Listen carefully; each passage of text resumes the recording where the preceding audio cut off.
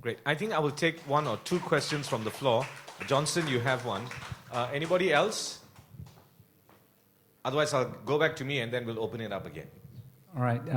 Thanks, Edin. Sila diri, brother, and introduce yes. yourself. Okay, of course.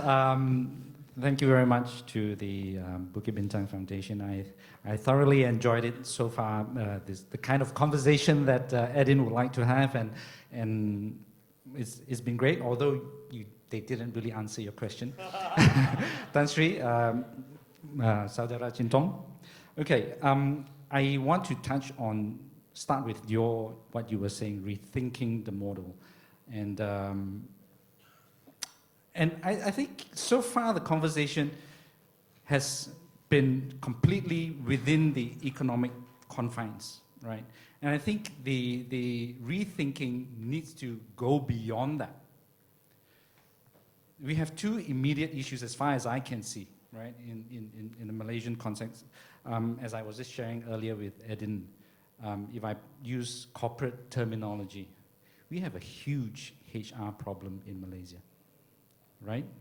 I'm not just talking about employers. I'm talking about thinkers like Edin is talking about, because the other big problem that we are facing on the horizon is within 20 years, the natural resources that we have, not only for Malaysia, but the whole world, is going to be depleted. That's why we have crops for the future, right?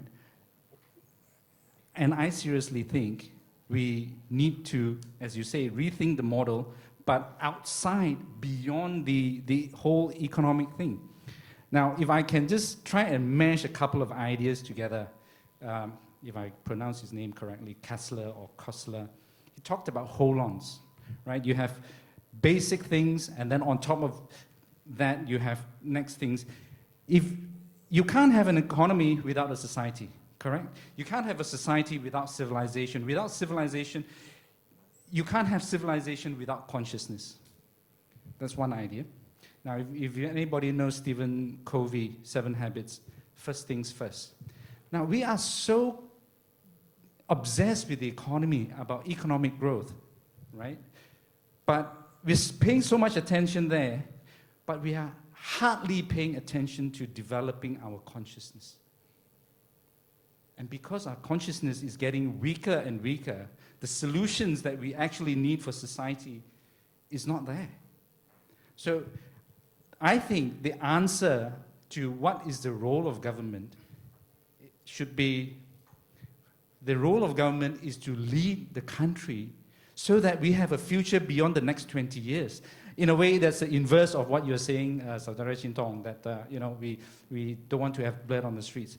What do the speakers think in the context of this HR problem that we have and climate change?